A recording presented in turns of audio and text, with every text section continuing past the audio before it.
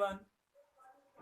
Today we will discuss about class 7 science microorganisms, friends and foe. Before this we have discussed about disease which spread from microorganisms, from virus, bacteria, protozoa, इनके through जो disease फैल रही थी यानी communicable disease, non communicable disease, we have already discuss. And today food are also spoils through this microorganism.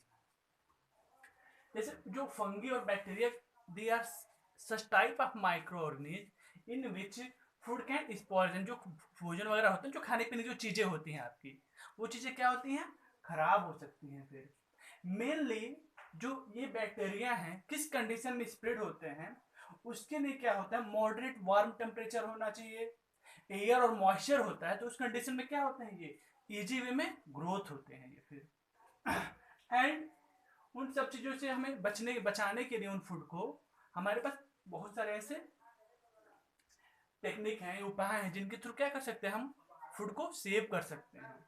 But हम कैसे पहचानेंगे कि कौन सी फूड खराब हो गई है? बिकॉज समटाइम्स अगर कोई स्पॉइल्स फूड खा लेता है ना, तो उसकी डेथ भी हो जाती है, बहुत ही इलनेस हो जाती है उसके, बहुत मतलब डिफरेंट टाइप के डिजीज भी आ सकते हैं, उसका बच पाना मुश्किल होता है.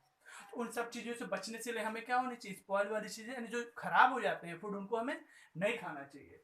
कुछ यहाँ मैंने दे रखा है, जैसे micro organism grow on food and produce toxic substance. जो माइक्रो ऑर्गेनिज्म होते हैं वो क्या होते हैं, फूड पे ग्रो होते हैं और क्या करते हैं, toxic substance. Toxic substance means जो हार्मफुल, एक तरह से पॉइजन वाले जो सब्सटेंस हो गए, ठीक है ना, वो वहां पे आ जाते हैं, जिससे क्या होता है, अगर कोई खाता है उसको तो वो इलनेस, बीमार हो जाता है वो.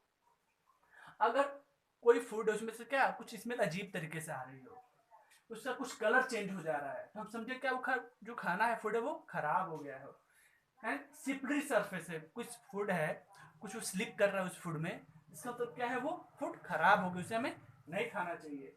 उसके अंदर से गैस का फॉर्मेशन हो रहा है, इसमें क्या हो रहा है, वो भी चीज़ें हमें नहीं खानी चाहिए. कोई फूड है, हमने पहले खाया टेस्ट कुछ और था, बाद में अगर देख रहे थोड़ा बहुत टेस्ट करें तो उसका सॉर या बिटर टेस्ट आ रहा है, चेंज हो गया टेस्ट, इट मीन्स वो भी फूड क्या हो गया, आपका खराब हो गया. तो such type of food we have not to ईट.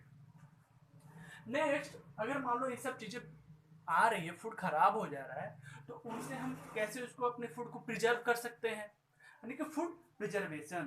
तो फूड प्रिजर्वेशन एक ऐसा प्रोसेस है जिसमें से ये होता है कि हम क्या कर सकते हैं, फूड को खराब होने से एकदम बिल्कुल बचा नहीं सकते, हाँ, लेकिन वो लॉन्ग ड्यूरेशन तक वो रह सकता है.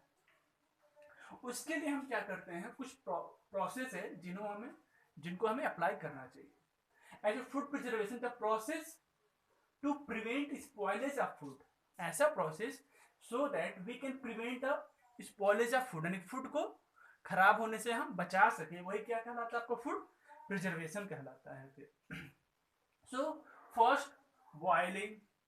सपोज दैट अगर आपको वाटर या मिल्क को कुछ दिनों के लिए रखना, तो हम क्या करें, उसको हम बॉयल कर दें, सो दैट अगर कोई इसमें से माइक्रो ऑर्गेनिज्म हो, हार्मफुल माइक्रोब हो, तो क्या हो, स्प्रेड ना हो, उसी में वो प्रेजेंट रहे, लेकिन मान लो प्रेजेंट भी ना रहे, वो उसी में डेड हो जाए, वो किसी से डिजीज को स्प्रेड ना कर पाए.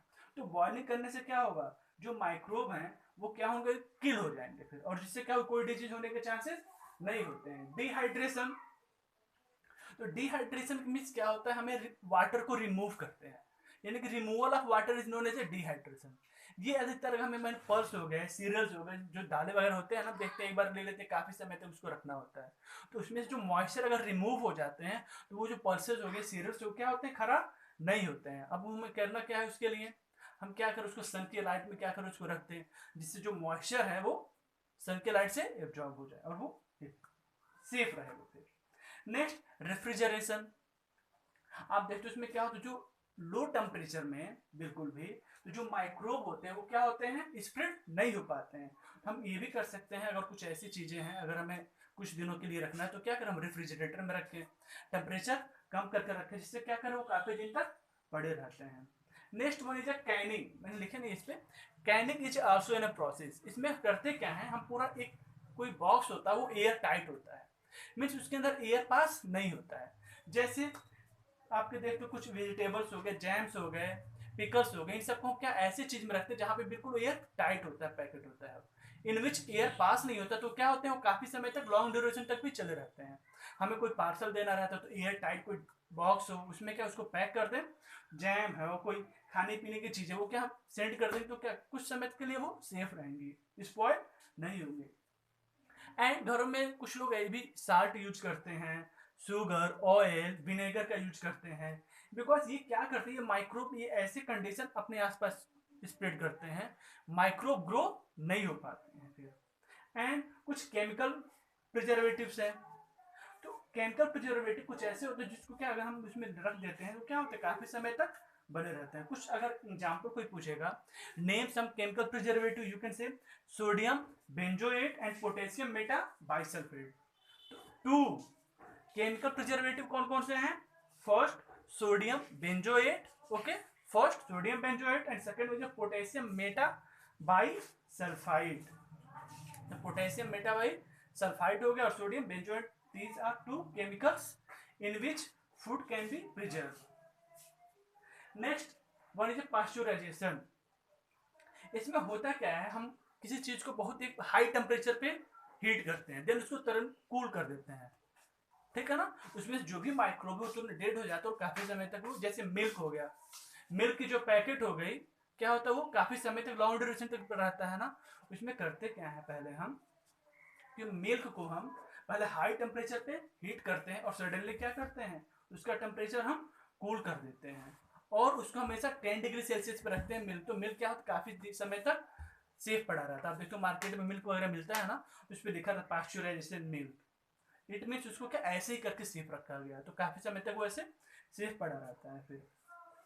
सो now what are the advantage of food preservation, इससे होता क्या है कि हम फूड को क्या वेस्टेज होने से बचाते हैं, वेस्ट नहीं होते हैं, ठीक है ना, ड्यू टू स्पॉयलेज, एंड काफी समय तक हमें पीरियड मिल जाता है जिससे हम फूड को क्या स्टोर करके भी रख सकते हैं, ओके। एंड जो न्यूट्रिशन वैल्यू क्या होती है, फ्लेवर जो होते हैं फूड का, अगर फूड कोई खराब हो जाए तो उसका फ्लेवर टेस्ट नहीं आता है ना, तो अगर फूड हम प्रिजर्व करके रखते हैं तो क्या होते हैं सेव करके रखते हैं तो क्या उसका टेस्ट वैसे बना रहता है फिर। So I think today's topic is spoilage food and food preservation is complete. I think this chapter is also complete. Okay, thank you.